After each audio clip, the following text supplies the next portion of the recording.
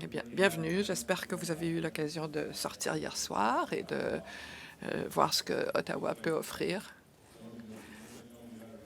Je crois que certains d'entre vous avaient une mine qui fait penser que vous êtes bien amusés. D'autres ont veillé plus longtemps.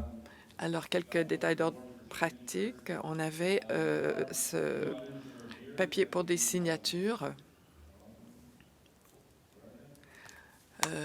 Sean, où est-ce qu'elle est? Alors, ces cartes seront là sur les tables. Il y a 3 groupes du Conseil du Trésor qui...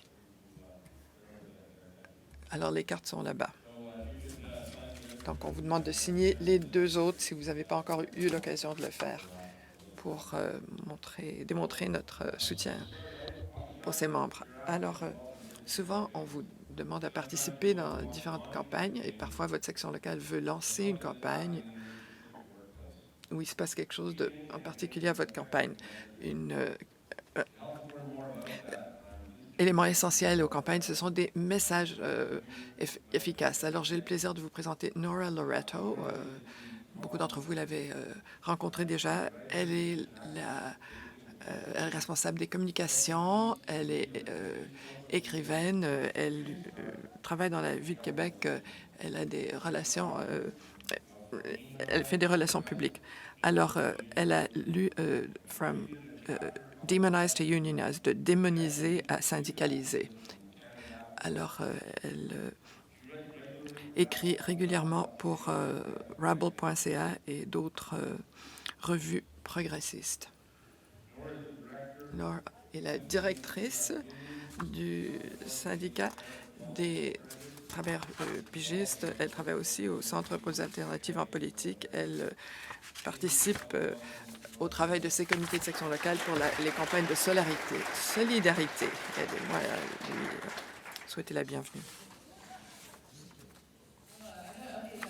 Bon, il faut vraiment que je mette cette biographie à jour parce qu'on m'a ordonné d'être présidente de ma section locale cette année. Alors, comment allez-vous ce matin? Ça va bien? C'est comme si on est tous à la messe, c'est le dimanche matin. Non, ça, c'est une blague qu'on dit à l'Église. Je m'excuse. J'ai travaillé pour l'Église catholique assez longtemps. Alors, bon, je dois déterminer comment tout fonctionne ici. Ça va, on a nos diapos. C'est parfait. Donc, je peux parler jusqu'à la fin de la journée. Oui, bon, voilà. Tout était en marche. Donc, on m'a demandé de parler des messages lors des campagnes. Et ça, c'est quelque chose de très, très important. Si vous avez une campagne qui résonne dans les gens, ça sera une campagne réussie. Si la campagne se sert de mots qui ne vont pas enthousiasmer les gens, alors peut-être que c'est un langage qui a du bon sens ou qui est clair pour vous et vos collègues, mais pas avec le public. Ça ne sera pas une campagne qui va réussir. Alors, on parle de comment créer des messages efficaces pour des campagnes et certaines idées dont vous pourrez vous servir pour rendre les messages plus clairs. Et je vais vous parler aussi un peu de cette chose qu'on appelle le convoi de la liberté, le Freedom Convoy, du point de vue de leur message de campagne, tout en sachant que, bon, c'est pas ça qu'on doit faire. Anglais? Oh ouais, je vais attendre. C'est important pour vous d'être prête pour le changement de langue, mais ça va être court. Bon, cette présentation sera principalement en anglais, mais si vous avez des questions, je suis vraiment contente de les recevoir en français. Et je pense que c'est presque tout que je vais dire en français. Donc, merci pour avoir mis les écouteurs pour me comprendre. OK. But I start with... Alors, je commence avec un mot en français. C'est la conjoncture. Combien de gens connaissent ce mot?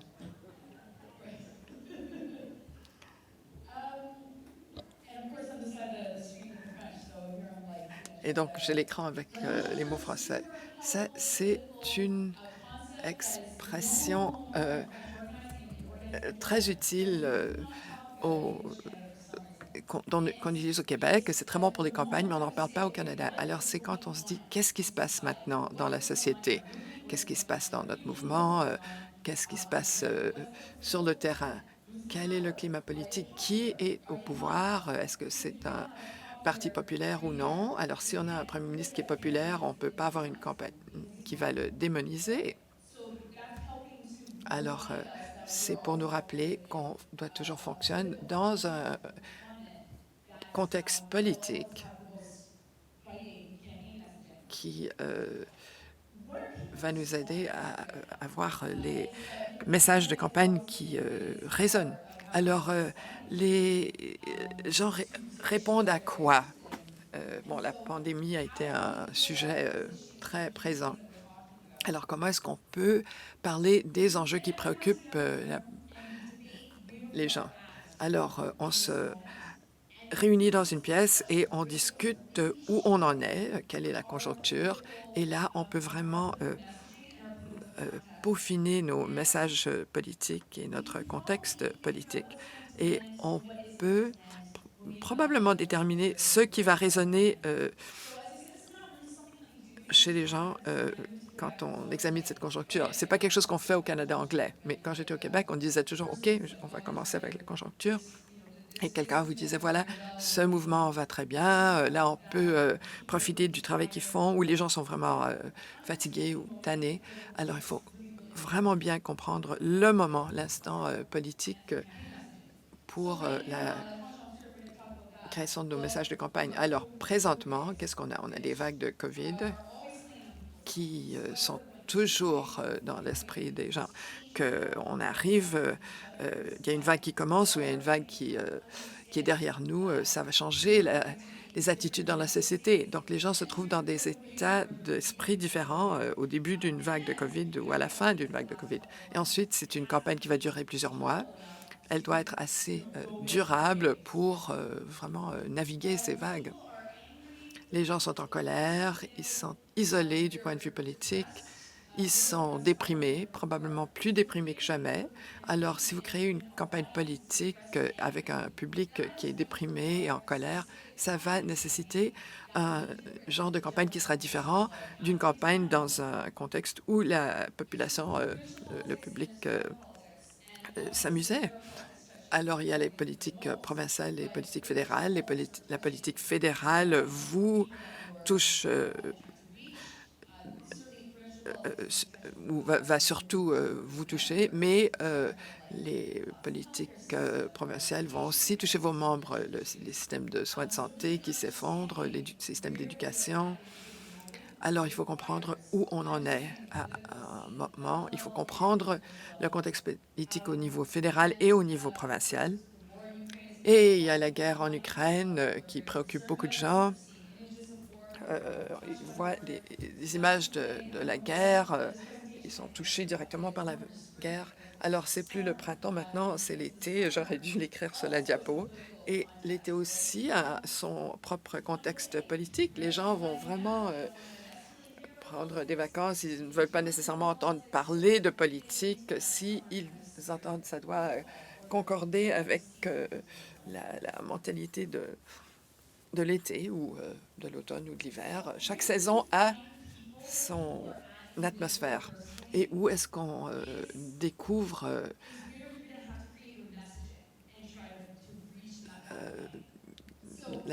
dans quelle situation les gens se trouvent? Alors, j'ai différents profils. Triste, isolé, en colère, inconscient, oblivious en anglais, et satisfait. Donc, on va parler de ces profils, parler de différentes sortes de messages pour ces groupes de personnes. Parce que les gens qui qui font partie de ces groupes vont résonner à différents messages. Alors, commençons par des gens qui sont tristes. Il y a eu beaucoup de tristesse. On a eu beaucoup de décès, de fatalités.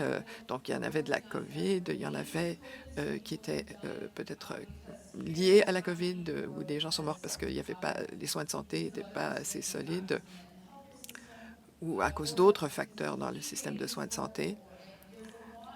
Alors, il y a beaucoup de tristesse dans la société. Si on cherche à rejoindre une population triste, il faut faire quoi? Bon, il faut essayer d'être joyeux, de les surprendre un peu pour les sortir, les secouer un petit peu pour qu'ils sortent de cet esprit de tristesse. Et ça, c'est différent d'une campagne. Bon, si vous voulez faire une campagne de négociation équitable, alors on cherche à les rejoindre d'une façon qui tient compte de ces sentiments. Alors, s'il y a une population qu'on cherche à rejoindre qui est triste, il faut vraiment sortir de la norme. Il faut faire quelque chose pour les surprendre, pour quelque chose de joyeux, pour leur rappeler qu'il y a certains aspects de la vie qui ne vont pas nous attrister. Alors, cette campagne serait une campagne de surprise. La surprise, ça peut être difficile à faire, mais les meilleures campagnes sont celles où il y a des éléments de surprise. Ah, je ne m'attendais pas à ça de ce groupe-là. Je pense que vous pouvez penser à toutes sortes d'exemples de ce genre de campagne.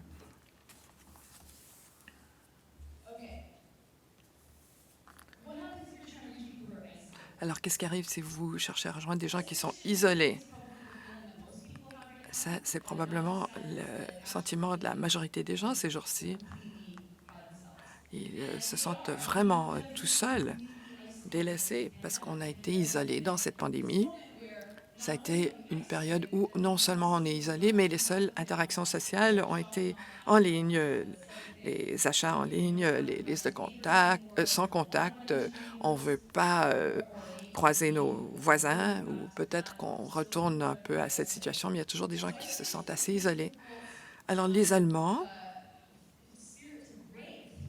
c'est très difficile à briser, à atténuer parce que c'est très intense et c'est quelque chose qu'on ressent très intensément. Et c'est aussi quelque chose qui est toxique pour une campagne parce que toutes les campagnes exigent que les gens aient des sentiments de solidarité. Alors, quand on cherche à rejoindre une population isolée, et beaucoup de gens ont différentes proportions de ces sentiments. Alors, si c'est une population isolée, il faut vraiment aller les chercher et on doit promouvoir la solidarité, mais aussi leur faire créer des liens avec des autres. Alors, est-ce qu'il y a des éléments de la campagne où ils peuvent participer et être en lien avec d'autres? Alors, on se sert des thèmes et des mèmes de la pandémie. Ça peut être utile parce que on a tous cette expérience en commun. Alors, on peut leur dire, souvenez-vous d'avril 2020. Alors, où qu'on se trouvait dans le pays, cette expérience d'isolement était une expérience commune. Et il faut vraiment surmonter cela. Qu'est-ce qu'on fait avec les gens qui sont en colère? Donc, il y a une grande partie de la population qui est en colère. Si quelqu'un est en colère, on ne peut pas réagir à la colère par la joie. Ils vont dire, bah, qu'est-ce que tu as, toi? Pourquoi est-ce que toi, tu n'es pas en colère? Donc, on doit trouver une autre façon de le faire. Alors, je dis qu'on doit être en colère, mais vertueusement. On doit refléter cette colère qu'ils ont, mais transformer ça en quelque chose dont on peut se servir. Donc, prendre cette colère et l'utiliser. Quand on est en colère, on doit le diriger contre quelque chose. Autrement, c'est internalisé et ça peut détruire les êtres humains. Alors, si on peut trouver un contenant dans lequel ils peuvent mettre leur colère et ensuite l'utiliser pour la canaliser vers les gens qui sont responsables pour ce qui les a mis en colère, peut-être les politiciens ou peut-être un système qui ne fonctionne bien dans la société, là, on leur donne un endroit où diriger leur colère et là, vous pouvez créer des liens plus profonds avec eux. Ensuite, il y a les gens qui sont inconscients ou insensibles, ignorants peut-être. il faut être très clair dans les messages. Comment ça se fait que quelqu'un ne sait pas ce qui se passe? On vit dans des temps très politisés. Qui pourrait vraiment pas être conscient de quelque chose? Mais il y a beaucoup de gens qui ne sont pas conscients. C'est un message, une façon de survivre des situations difficiles et chaotiques. Donc, il faut être vraiment ciblé et direct. Et là encore, on doit utiliser de la surprise pour les secouer en dehors de cet état d'inconscience. Alors, quelqu'un qui n'est pas conscient ne va peut-être pas s'intéresser au message de la campagne directement, mais pourrait s'intéresser à un événement de la campagne. Peut-être que quelqu'un les a amenés, peut-être qu'il y avait de la bouffe gratuite. On doit aussi penser à des tactiques. Donc, on peut inviter quelqu'un à un barbecue. Là, ils sont en train de manger des hot dogs et ils sont en train de lire vos documents de campagne. Et peut-être que les messages de la campagne vont mieux percer que si on cherche à les cibler par de la publicité à la radio ou la TV. Et qu'est-ce qu'on fait avec les gens qui sont satisfaits? Ben, je dirais, il faut les ignorer. Est-ce quelqu'un qui est satisfait maintenant n'a pas ne va pas raisonner. On ne peut pas dire à quelqu'un qui est satisfait que c'est la fin du monde. S'ils ne le savent pas déjà, ben, ils sont peut-être des membres du Parti conservateur. Alors, bon, si vous êtes conservateur, il y a des conservateurs ici, pas de problème. J'étais à 6 pieds de Jean Charest hier. Il a une très grosse tête. Ouais. Les coupes de cheveux, c'est quelque chose. Les gens qui sont satisfaits font pas partie de notre public et les syndicats oublient ça. Il y a certaines personnes à qui on ne peut jamais faire plaisir, qui va toujours nous critiquer. Mais les gens qui ont besoin de nos campagnes sont des gens qui ne sont pas satisfaits. Les gens qui ont besoin de nos conseils, nos campagnes, sont des gens qui ne sont pas satisfaits. Alors, si on est insatisfait, on doit devenir mieux organisé pour travailler pour changer les éléments de la société qui nous mettent en colère. Alors, il y a toutes sortes de choses qui font partie de la rédaction de messages de communication. Parfois, on dit, oui, il faut avoir un bon site web, du bon matériel. Mais il y a des slogans, il y a les revendications de la campagne, il y a aussi l'aspect visuel. Est-ce que les couleurs sont vraiment vives pour indiquer un sentiment d'urgence ou des couleurs douces pour démontrer qu'on est tous cool et paisibles? Il y a toutes sortes de messages qui ont sont envoyés par le matériel de campagne et on n'y pense pas toujours. Et ensuite, on doit se dire, ben, d'où est-ce que les messages de campagne proviennent? S'il y a un lieu centralisé, par exemple Ottawa ou Toronto, ça ne veut peut-être pas résonner chez les membres qui vivent à Saint John ou Regina ou Edmonton. Il faut savoir d'où proviennent ces messages. Et ensuite, il y a les actions qui font partie de la campagne, le contenu vidéo ou audio. On doit tenir compte de beaucoup de facteurs. Et ce qui est très important, c'est comment on réagit à la critique de nos campagnes. Ça commence à faire partie des messages de la campagne. Si quelqu'un critique notre campagne,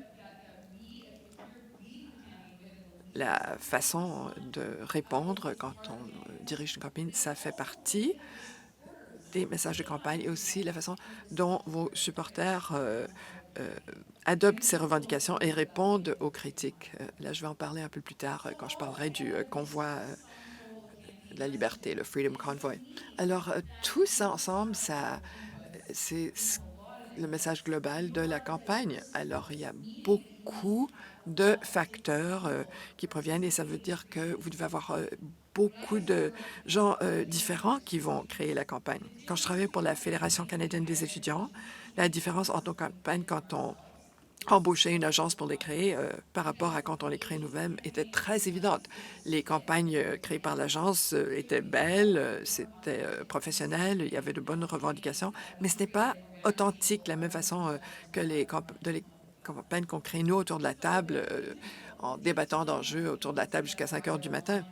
Alors ça, c'est difficile parce qu'il faut réunir les gens en ligne ou dans une pièce, mais d'avoir vraiment une approche qui invite la diversité pour la création de campagne, ça vous donnera des messages qui vont résonner.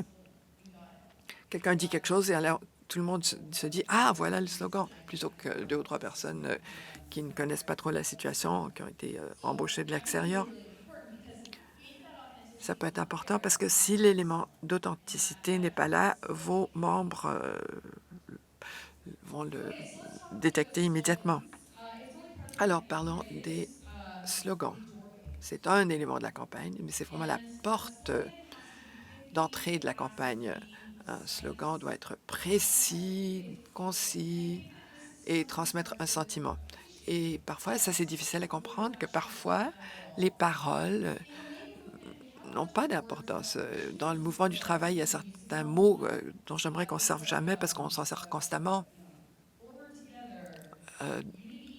Avancer ensemble, l'unité maintenant, renforcer l'unité, l'équité maintenant, l'équité fonctionne, l'équité pour les travailleurs. Est-ce que ça veut dire quelque chose? Est-ce que le mot équité ou est-ce que le mot équité évoque quelque chose? Je suis pas certaine que c'est le fait. Quand on a des slogans, des mots qu'on veut associer avec les campagnes, les mots n'ont pas beaucoup d'importance quand on les met dans le cadre plus généralisé de la campagne. Et le convoi de la liberté, le Freedom Convoy, en est la preuve. Alors, bon, ils sont en train de marcher sur la rue Sparks et je disais, ah voilà, c'est le convoi de la liberté. Et c'est plus un convoi. Mais quand le message,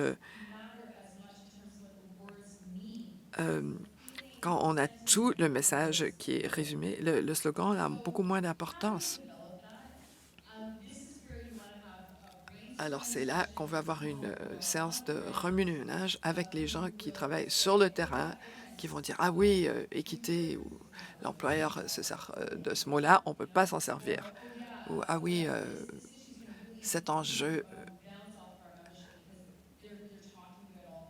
va résonner chez nos membres parce qu'ils en parlent tout le temps » ou un jeu de mots que vous savez que les gens vont comprendre ces jeux de mots.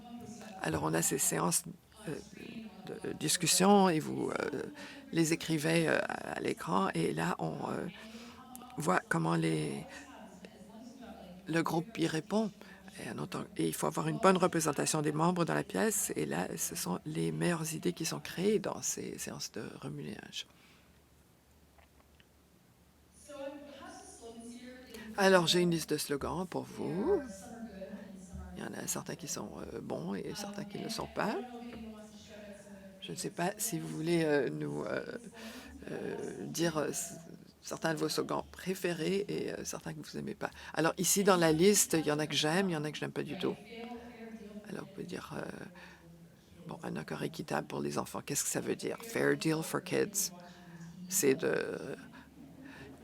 d'écouter la TV toute la journée et qu'ils vont adorer. Même chose pour les adultes. Des collectivités fortes. Et ensuite, moi, j'avais... mais les coupures font mal aux enfants. Cuts hurt kids. Quand j'ai grandi, c'était le slogan des grèves en 1987. C'est revenu en 2020, c'était les coupures dans l'éducation font mal aux enfants. Oui, quand on se coupe, quand on a une coupure, ça fait mal.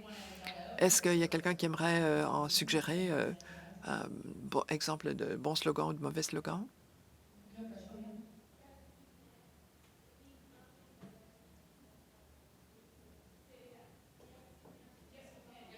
Oui, on peut. Yes, we can. La campagne d'Obama.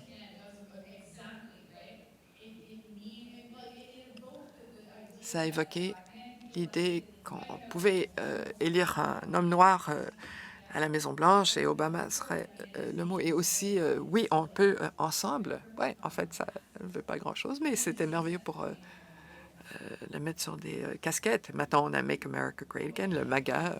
Ouais. Alors, pour revenir au Canada, une de celles que j'aime le moins, il y avait un syndicat qui avait une photo d'une tarte et c'est le temps de nous couper une tranche, de cut ourselves a slice. Ah oui, travailleurs du secteur public, on a besoin d'une partie du camembert, de la tarte. Alors, voici une liste de slogans. Et quand vous voyez d'autres campagnes, pensez à ce que leur slogan évoque pour vous. Alors maintenant, c'est l'élément le plus important de cet exposé. Donc, le mot authenticité et être authentique. L'authenticité est essentielle pour une bonne campagne. Et je ne sais pas si vous avez remarqué, mais il y a un grand manque d'authenticité en politique dans ce pays. C'est si grave que Pierre Poilievre semble être authentique. Eh bien, bon, il travaille, il s'entraîne pour faire ça depuis l'âge de 5 ans. Alors bon, il est authentique parce qu'il veut être dans son désir d'être Premier ministre, mais l'authenticité, c'est vraiment de l'or, un trésor pour la campagne. C'est révéler vos propres désirs, révéler qui vous êtes, le rôle que vous jouez dans vos collectivités, les rôles que vous occupez dans vos provinces, dans votre pays. C'est refléter l'esprit des gens que vous représentez. Et je crois que souvent, on cherche à éliminer l'authenticité de nos campagnes. Parfois, ça peut être rude. Parfois, ça peut vraiment être trop. Mais ça a été une grande erreur du mouvement du travail au Canada en général, à mon avis, qu'on cherche à faire de nos campagnes des campagnes qui ont l'air professionnelles, surtout. Maintenant, les gens veulent entendre des lueurs d'espoir, des gens qui sont informés, qui savent ce qui se passe. Alors, j'écoute un podcast, un balado tous les mois qui dit comment ça se fait que personne ne fait quelque chose pour régler les problèmes au pays ou ne fait rien pour nous sauver. Mais en fait, Lever a des structures démocratiques et peut protester contre le gouvernement, que ce soit des mouvements directs ou non. Et c'est ici que l'authenticité peut être le plus efficace. C'est quand quelqu'un parle de leurs propres expériences, de leur propre vérité, de façon honnête et authentique. Ça résonne parce qu'une grande partie de ce qu'on présente comme la réalité est trompeuse et faussée. Alors, si je vous demandais ce que vous pensez de Trudeau, vous direz c'est pas une personne authentique. Peut-être que vous l'aimez, vous voterez pour lui. Moi, je le déteste, je l'aime pas beaucoup, mais il n'est pas authentique. On peut voir qu'il y a 17 rôles qu'il joue à la fois quand il est devant une caméra. Et les gens le détestent tellement, c'est parce qu'ils ne peuvent pas le supporter. Et au niveau provincial, il y a différents niveaux d'authenticité. Je crois que Doug Ford est devenu plus authentique, croyez-le ou non, et ça a aidé ses cotes de soutien. La droite traite très bien l'authenticité. Jack Mitzin est le plus populaire quand il est lui-même. Et quand quelqu'un lui dit quoi faire, on dit c'est pas authentique. Your campaign. Pour vos campagnes et la place que vous occupez dans la société. Comment parler de ce que vous faites, comprendre ce qui se passe dans le monde et être authentique? Parce que tout se dégringole. Vous faites partie de l'infrastructure critique. Vous êtes dans une situation d'autorité et d'authenticité qui est rare dans la société. Alors, songez à votre authenticité. Voici des exemples de campagnes authentiques. La campagne d'Obama, par exemple, c'est un bon exemple. Lorsqu'on voit des campagnes de travailleurs de la santé avec leurs masques, les visages blessés par les masques, les gens qui pleurent, ça c'est réel. il y a une campagne qui a eu lieu en Terre-Neuve-Labrador avec Gordon Pinsett. Vous reconnaissez? Vous venez de Terre-Neuve, je propose. C'est une bonne annonce. Hein? Est-ce que vous avez pleuré? Non? Mais c'est une bonne annonce quand même. Oui. Ils ont gagné un prix national pour cette campagne. C'est vraiment quelque chose. NAVE. Parce qu'ils parlent aux gens. Ils parlent de la tempête. Ils disent maintenant on vit ça, maintenant le système de santé est en trouble et il faut faire quelque chose. Alors il faut songer, est-ce que ça prend pour votre syndicat pour être authentique? Alors pour être authentique, il faut éviter le jargon. Il faut éviter les expressions que vous utilisez à l'interne mais que les autres ne connaissent pas. Alors, les industries ont beaucoup de jargon et c'est facile de parler en jargon. Si la campagne, c'est juste pour vos membres, c'est correct, mais si vous essayez d'aller au-delà de vos membres, eh bien, il faut songer à utiliser un langage clair et ne pas être trop technique. Hein? Il faut parler de façon honnête, parler du cœur, là. Et essayer de trouver là, le point juste, de ne pas aller trop loin là, dans les sentiments. Mais il faut faire comprendre aux gens l'importance des revendications et de ce dont vous parlez. Et puis, ça change selon l'industrie. Mais il faut pouvoir exprimer, voici pourquoi c'est important. C'est comme ça qu'on rejoint les gens. Et on demande aux gens de faire quelque chose. Alors, il faut avoir une liste de choses que les gens peuvent faire s'ils sont touchés ou rejoints par la campagne. Alors, je vois très mal. Lorsque la personne reçoit le message, il faut qu'elle comprenne immédiatement. Ce n'est pas nécessairement les mots justes, mais le sentiment juste qui sous-tend les mots. Parlons du convoi des camionneurs. Mais avant ça, qu'est-ce qui vous a surpris dans ce convoi des camionneurs? Ah, il y a un microphone qui s'en vient.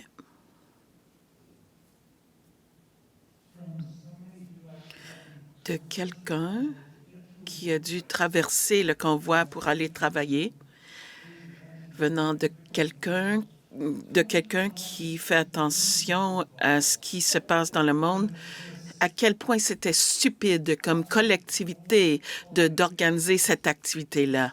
Je peux rien dire d'autre parce que ce serait pas poli, mais franchement, et ça revient à ce dont vous avez parlé hier, hein? Ils nous appellent des ânes ou qu'on fait juste suivre, mais c'est vraiment ironique, n'est-ce pas? Alors, eux, ils étaient là dans la rue à être des ânes. Bon, moi, je demeure à Québec. Nous avons le Carnaval de Québec chaque année au mois de février. Puis le convoi de la liberté est venu à Québec le jour même du Carnaval. Il fallait un vaccin, un passeport de vaccin pour entrer dans le Carnaval. Alors, la ville a stationné des gros camions entre le convoi et le carnaval, et puis il y avait des milliers de personnes de chaque côté. Alors, ils n'ont pas eu le droit d'occuper le centre-ville à Québec, mais il y avait des camions qui faisaient le tour de mon appartement, par exemple, toute la journée. Et j'en pouvais plus parce que les klaxons, c'était vraiment quelque chose. À 16 heures, quelqu'un a frappé à la porte, puis je me suis dit, ah, c'est qui ça? C'est un ami qui dit, hey, je viens voir là, comment ça va. T'es en plein milieu de toute l'action, là, mais ça va? J'ai dit, ouais, j'aime pas bien ça, mais ça va. Et puis il m'a dit, les gens ont fermé les rues, ils ont pris le contrôle du centre-ville, mais j'aime pas leur message, mais une rue fermée, c'est quelque chose. Alors, on est allé dehors et puis j'ai vu les sourires bizarres des gens. C'était la première fois que les gens étaient dehors et joyeux depuis le début de la pandémie. Et c'est à ce point-là que j'ai remarqué que la gauche n'avait vraiment pas pensé à une façon de laisser les gens se lâcher un peu de façon sécuritaire et logique. Et quand on compare ça au carnaval, qui traditionnellement est un party fou anti-autoritaire, eh bien, c'est Québec. Personne s'enlève les vêtements, là, se met tout nu, là, mais c'est moins 40. Mais ils ont le slogan, là, et beaucoup de gens ont fait la connexion. Et on dit que le carnaval de la liberté, c'est un carnaval. Et ça m'a aidé à me rappeler que, bon, bien que j'aime pas ça et que j'aime pas ce mot-là, j'ai pris une photo d'un gars une photo d'un gars qui était sur son klaxon pendant 20 minutes sans cesse et puis il a essayé de me poursuivre en justice parce que j'ai pris son nom, son numéro de téléphone et puis je les ai mis sur les médias sociaux. Mais voilà, ça me rappelait pourquoi c'était si bien reçu par certaines personnes. C'est que la campagne est venue chercher les gens là où ils étaient. Bien, c'est que c'était juste 10% des Canadiens. Je crois que la plupart des gens se sentaient que s'ils étaient fâchés, eh bien, ils reconnaissaient que on n'avait pas essayé de briser l'isolement et de se réunir et puis d'avoir notre sourire avec une bière dans la main, là, dans la rue. Un peu comme à St. John's, comment les gens ont fait avec la tempête de neige. Hein? Ils se sont fait des bancs et puis se sont assis, puis ont jasé entre voisins. Alors, le Convoi de la liberté, c'est un mouvement de suprématie blanche, sans question. Ce qu'ils ont fait à Ottawa, je sais que les résidents sont toujours traumatisés. C'est pas drôle, c'est pas juste, c'est pas justifiable. Mais maintenant, je vais parler un peu de positif sur le convoi.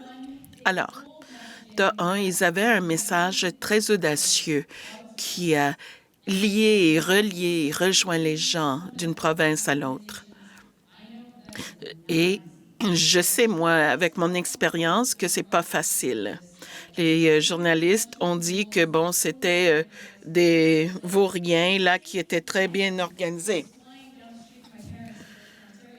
Mais le même drapeau est à Georgetown, en Ontario, et à Québec. Alors, c'est un message qui traverse des lignes politiques et ça veut dire que c'est un message très bien coordonné et bien réfléchi.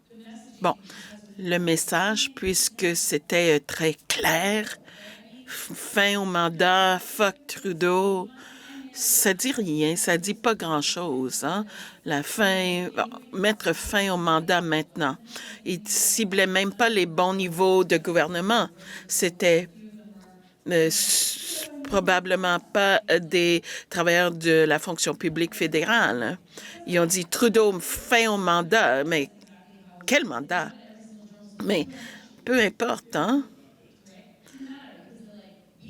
Ils s'intéressaient pas à ça. Ils ont dit on a un message fort et puis ça va au-delà du fait que vous nous traitez d'idiots. Et puis, bon, on va renverser le gouvernement. Ah ben, OK, c'est un message. Ça ne veut pas dire qu'ils vont renverser le gouvernement. Ça évoque un sentiment de renverser le gouvernement. Et puis, il y a beaucoup de journalistes qui ont dit ah ben, vous allez renverser le gouvernement. Vous ne connaissez pas la section 92 de la loi de l'acte. Mais à gauche, là, ils s'en foutent des faits. On aurait honte si la télé venait puis il disait ah ben vous savez Nora, vous pouvez pas renverser le gouvernement en entrant sur les lieux. Peu importe, c'est le message qu'ils ont évoqué et ça rejoint les gens qui ciblaient. Et puis les autres, ben, ils s'intéressaient pas à ça du tout. Alors, ils ne se souciaient pas de ce que disaient les critiques. Et je crois que le mouvement des travailleurs doit tirer une leçon de cela. Ils n'ont pas parlé aux gens qui étaient contre eux. Ils ne se souciaient pas du tout de nous. Ils nous renvoyaient de la main, puis c'était tout. Alors, ils avaient une idée très définie de qui était leur public cible, et puis ils ont parlé à leur public cible au maximum. Ils ne se souciaient pas que leurs revendications étaient ridicules. Ils n'ont pas essayé de parler aux gens pour les convaincre que autre chose que quoi les gens pensaient. Et puis ça revient à l'aspect authentique. Ils ont dit, ben, on s'en fout, là, si vous n'êtes pas d'accord. Vous pouvez suivre. Nous, on ne suit pas. Alors, ça vient nous montrer les possibilités dans ce que nous pouvons dire et comment nous pouvons ignorer les gens qui nous critiquent. Si on fait trop attention aux critiques, eh bien, on restera paralysé, on ne fera rien. Alors, les leçons aussi, les plateformes qu'ils ont utilisées pour diffuser leurs messages. Ils ont laissé le message aux gens qui suivaient. Alors, ce n'était pas centralisé du tout. Il n'y avait personne qui avait le contrôle. Ils ont dit, la campagne est à vous, allez-y. Et ça faisait partie de la campagne même. Quand les gens avaient des drapeaux nazis, eh bien, les journalistes disaient, vous avez des nazis. Et puis, les organisateurs disaient, hein, quoi? Puis les journalistes ont dit, oui, voici les nazis. Ils ont dit, non, non. Il dit que Justin Trudeau est un nazi, pas lui-même. Et puis là, ça n'a plus de sens. C'était pas important parce qu'il disait, ben, peut-être qu'il y a des nazis, mais moi, je suis pas nazi. J'ai pas fait un sondage de tout le monde. C'est une base très large. Il ne se souciait pas de qui utiliser le message. Mais dans les syndicats, il faut faire attention, bien évidemment. Mais parfois, on fait trop attention, on a trop peur de laisser aux membres la possibilité de prendre les messages et de les faire évoluer comme ils veulent. La Fédération des enseignants en Colombie-Britannique, dans leur dernière grève, c'était clé de s'assurer que les enseignants se sentaient capables de prendre le message et de le faire à leur image. Alors, il faut s'assurer que la campagne soit quelque chose avec quoi tout le monde peut relater. Il faut permettre une certaine liberté aux gens de dire, de faire valoriser leurs opinions et de ne pas insister que les gens suivent à la lettre la campagne désignée. Alors, dans le convoi, il y avait des gens qui étaient dans leur voiture, qui étaient sur leur blog.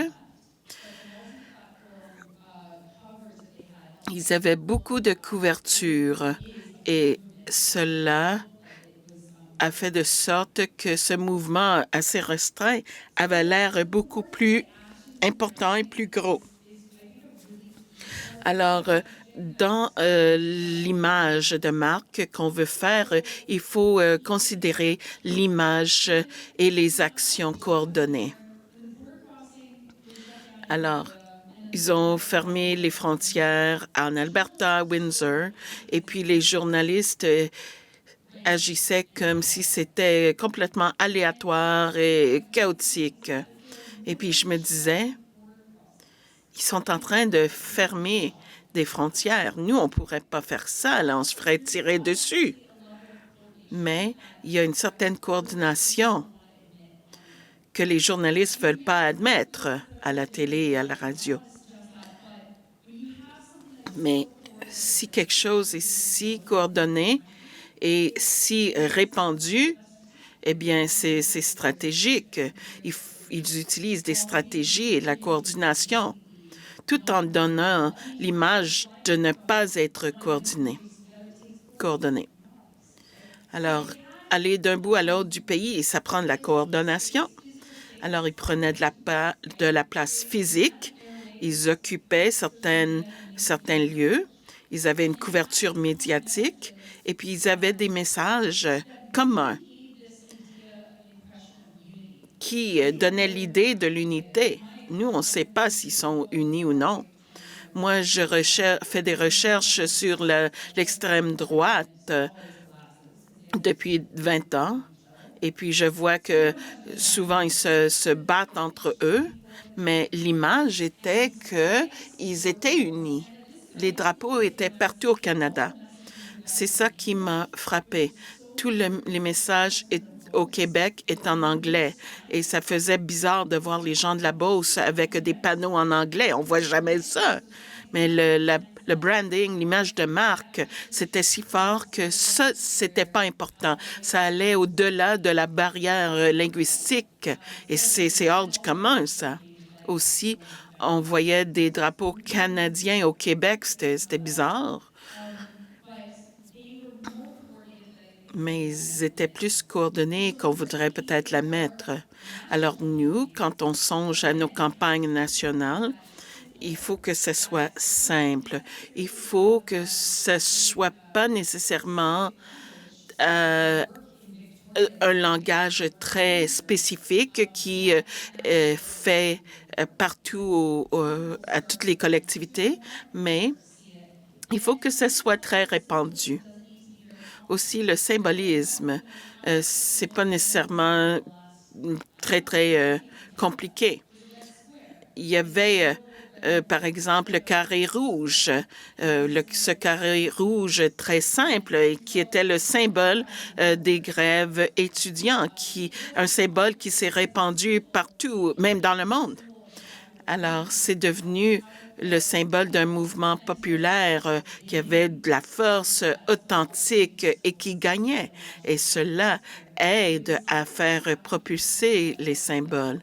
Mais c'est quelque chose que tout le monde pouvait se procurer, un carré de tissu rouge.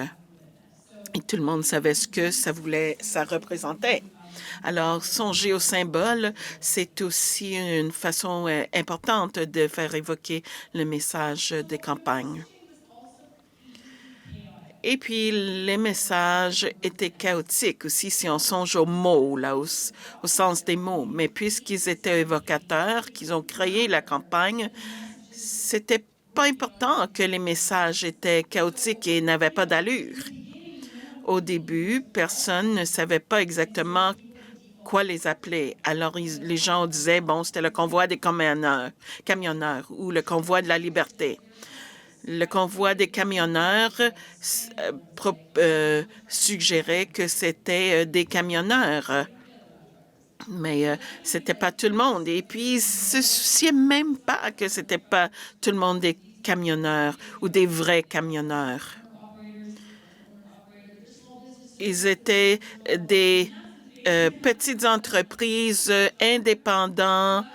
C'était des petits, mais ils se souciaient pas du tout. Puis là, il y avait les motocyclettes. Et puis, tous ces gens-là, ils avaient un certain esprit. C'était l'esprit de la campagne et pas les mots qui étaient utilisés. Et puis, la plupart des décisions sont prises au provincial, mais le convoi, il disait que c'était Trudeau. C'était pas Trudeau qui fait le mandat, mais les gens se souciaient pas que c'était pas Trudeau. Alors, c'est intéressant, ça, comme approche. Aussi, il n'y avait pas un seul slogan. Peut-être c'est quelque chose qu'on peut tirer de ce qu'ils ont fait. peut-être que les messages des campagnes peuvent nous apporter plusieurs slogans qui sont unis dans l'image de marque ou dans les revendications ou la période de négo. Et puis, ensemble, tous ces messages divers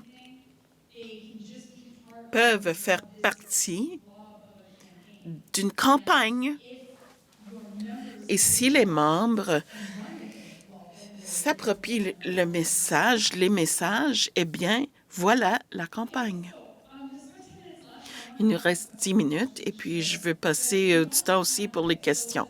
Alors, au-delà du convoi, alors il faut s'assurer d'être authentique. Les gens veulent l'authenticité de nos jours. Alors, les campagnes, le leadership, les interactions avec les collectivités, les journalistes, il faut tout que ça soit authentique. Il faut s'efforcer de nommer les problèmes directement. Et ça aussi, c'est quelque chose qui nous embête dans le mouvement des travailleurs. Parfois, on ne dit pas le problème carrément, là. On essaie d'adoucir ce qu'on dit. Bon, ils veulent éliminer des postes. Ils veulent aller dans la sous-traitance. Alors, du côté professionnel, là, on veut donner l'impression qu'on est sérieux. Non, c'est pas ce qu'il faut faire. Il faut parler très directement aux gens qu'on essaie de cibler et utiliser les mots qui vont évoquer un sentiment des gens qu'on essaie de rejoindre. Alors, il faut aussi faire des remue-ménages en grand groupe parce que c'est avec beaucoup de gens qu'on va avoir un message plus fort parce que les messages seront confrontés aux gestionnaires, aux médias, au gouvernement. Et puis, si le message n'est pas solide, dès que les journalistes ou le gouvernement s'y attaquent, eh bien, ça réussira pas à tenir debout. Donc, il faut vraiment considérer les messages, les concepts, les actions. Il faut choisir ces concepts et ces actions qui seront forts, qui ne seront pas réduits par les gouvernements ou les médias. Et aussi, finalement, il faut essayer de s'amuser. Il faut donner aux gens le sentiment que tout n'est pas mauvais, que c'est pas plate, c'est pas le syndicat. Non, il faut s'amuser. Vous travaillez dans vos communautés, dans vos collectivités, faire des nettoyages communautaires, des parties, des festivals, inviter des gens pour divertir le monde. Il faut créer ce sentiment de collectivité. Et si on ne fait pas ça, personne ne va nous aider avec les négos parce que les gens ne s'intéressent pas à ça. C'est pas important pour eux. Alors, il faut faire partie des collectivités. On doit dire, on se soucie des gens qu'on dessert, on veut vous aider, on veut vous garder en sécurité, mais aussi on veut que vous vous amusiez. Alors, songez à injecter ce ludique dans vos campagnes. Alors, il nous reste 7 minutes pour les questions ou les commentaires. Et le convoi de la liberté, peut-être que vous voulez parler de cela. Eh bien, merci beaucoup pour votre présentation. C'était excellent. Je voudrais partager un convoi auquel j'ai fait partie avant le convoi, mais qui parle aussi de quelque chose que l'AFPC a très bien fait. Une section locale à Chartres direct, à Granville Island, à Vancouver. C'est une destination touristique. Il faisait face à des concessions importantes à la table de négo et des gens de l'AFPC. On a fait un convoi automobile on est allé un samedi avec des panneaux. Il y avait des gens qui n'étaient pas contents. Il y avait quelqu'un qui a menacé de se coucher par terre devant nos autos. Alors, si vous avez un slogan clair, que vous luttez pour quelque chose, ça fonctionne. Et la gestion, ils étaient un peu embêtés parce que les touristes voyaient ça. Et puis, ils voyaient aussi les travailleurs de l'île Granville qui ont quitté leur poste, qui sont venus nous applaudir. Aussi, les touristes sont là pour appuyer les travailleurs.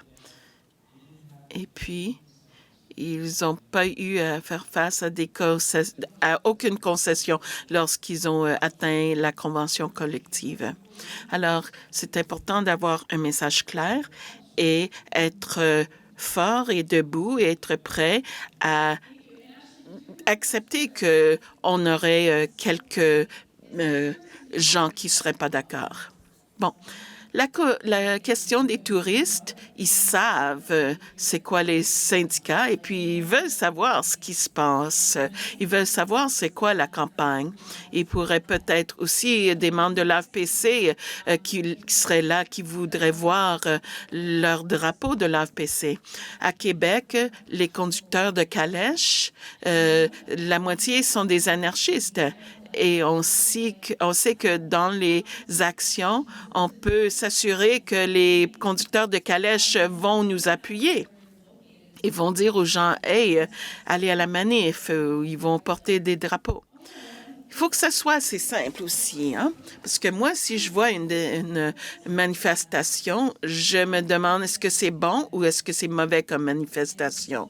Et j'ai 30 secondes pour le savoir. Si c'est bizarre, puis les slogans sont bizarres, puis il n'y a pas de drapeau de syndicat, je m'embarque pas là-dedans. Mais si je vois des drapeaux de syndicats, oui, je vais l'appuyer, même si je sais pas c'est pourquoi, j'appuie.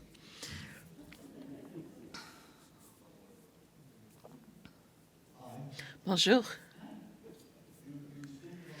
Vous parlez des slogans simples et clairs.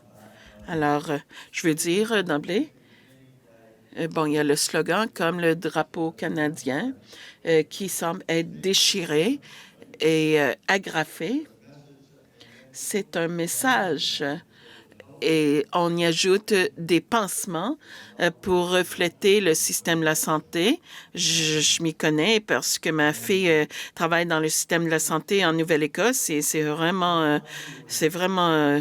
décevant ce qui se passe. Alors, pour moi, ça peut sembler être simple, mais ça cible quelque chose et ça a un message et ça cible les gens qui sont touchés. Qu'est-ce que vous pensez de ça comme slogan? C'est bon, c'est exactement ça. Vous prenez un symbole que les gens connaissent et vous le manipulez. Alors, c'est comme ça qu'on doit penser. Vous proposez ça à une table de gens et les gens peuvent faire un remue-ménage là-dessus pour trouver quelque chose et dire, bon, oui ou non, ou un drapeau abîmé, mon frère qui est vétéran, il ne voudrait pas ça. Peut-être que ce serait plutôt un castor avec un drapeau canadien, là, mou, là, avec un pansement sur la tête. Peut-être que ça marcherait. Il y a toutes sortes d'approches. Hello. Can you hear me? Yeah. Vous m'entendez? Ouais. Alors, j'apprécie ce que vous avez dit, de ne pas trop s'inquiéter du slogan. Chez Cass St. John's, on a eu plusieurs longues grèves à l'aéroport. J'ai eu à communiquer avec les médias. Et souvent, il faut faire attention aux messages. On veut vraiment, si on veut que ça résonne chez le public. Nous, on discutait avec nos membres qui étaient sur les lignes de piquetage depuis 11 mois. Ils voulaient sentir que leur message était communiqué. On voulait que l'employeur entendre le message et si le public était irrité, ben ça allait parce qu'il faisait attention. Alors, on doit se souvenir que le public est vraiment polarisé. De toute façon, on rejoint seulement la moitié d'entre eux. Oui, et l'employeur va dire que le public est en colère. Et donc, si votre objectif, c'est de s'assurer que chaque personne sur la ligne de piquetage se sent soutenue pour la longueur de temps que ça va durer, ben alors vous avez votre public. Je vois pas très bien, alors je demande de parler quand c'est le temps. Alors, je crois que c'était au début des années 2000. Je suis Nick de la locale 00056. On a un grand territoire, beaucoup de membres. La mobilisation peut être assez difficile. Mais les messages cette année-là, c'était que Parc Canada nous avait coupé jusqu'aux os et nos T-shirts et nos drapeaux, c'était un squelette de castor. Tout le monde comprenait ce que c'était. Le castor zombie. Excellent. Merci pour l'exposé. Comme hier, c'est vraiment dynamique. Oui, j'ai chargé mes batteries ce matin. Alors, quant au message agressif, est-ce que les messages agressifs peuvent rebuter certains membres du public cible? Est-ce qu'on peut se servir de groupes de discussion pour déterminer si ça va arriver? Mais en fait, des groupes de discussion, c'est la même chose que de parler à vos membres, en fait. Moi, je crois que vous devriez le faire, mais avec vos membres. Alors, ça serait un comité ou plusieurs comités où vous faites un appel à une séance avec pizza et venez nous donner des commentaires sur les messages qu'on a l'intention d'envoyer. Alors, donc, il faut réunir plusieurs personnes. Mais je suis plus sceptique à l'idée d'un groupe organisé par des professionnels, un groupe de discussion. Vous n'avez pas besoin qu'une compagnie de l'extérieur vienne le faire pour vous. Et oui, ça vous donne de la rétroaction. Si vous n'avez pas d'autres mécanismes, alors, créez un groupe de discussion sur notre nouvelle campagne. Venez nous rencontrer à ce resto. Ça peut être très efficace. Quand est-ce que les messages envoyés ont des résultats non intentionnels? Alors, quand on se demande qu'est-ce qui pourrait être un résultat négatif quant à ce qu'on va dire, si vous n'avez pas ce groupe de discussion sur la conjoncture, vous aurez peut-être un message qui vous met vraiment à l'encontre de quelque chose que vous appuyez, en fait. Mais si vous êtes bien sensible au contexte politique, la situation du gouvernement fédéral, gouvernement provincial, où vous en êtes avec vos revendications de négociation, d'autres groupes, qu'est-ce qui se passe dans le secteur industriel, vous pouvez mieux anticiper les pièges et donc s'assurer que ça n'aura pas de résultats négatifs. Et l'exemple, c'est quand la Fédération du travail de l'Alberta savait vraiment ce que le gouvernement de Jim Prentice faisait en Alberta. Leur campagne suivait Prentice de très près et ils essayaient de parler à la base, le groupe du public qui les entendrait. Ils ont créé un slogan de campagne. C'est le temps de se regarder dans le miroir. Et ils avaient créé tout le matériel de la campagne et en disant que Jim Prentice doit se regarder dans le miroir. Et Prentice, avant le lancement de la campagne, a dit « Les Albertains doivent se regarder dans le miroir ». Et la Fédération du travail de l'Alberta s'est dit « Ah, mon Dieu! Alors, il faut vraiment, vraiment observer ce qui se passe et vous pouvez anticiper ce que le gouvernement va faire. » Et le convoi des camionneurs a fait la même chose. Ils ont choisi un moment à la fin d'une vague de COVID où les gouvernements allaient laisser tomber les mandats et ça donnerait l'apparence que c'était à cause d'eux que ça avait été fait. Mais alors, il faut vraiment bien discuter des choses à l'avance pour s'assurer qu'il n'y aura pas de résultats négatifs non anticipés. Merci, Nora. On a un petit cadeau pour vous. Un petit... Merci d'être venu nous rendre visite. J'ai tiré beaucoup d'informations très utiles ici, beaucoup d'astuces sur comment réussir.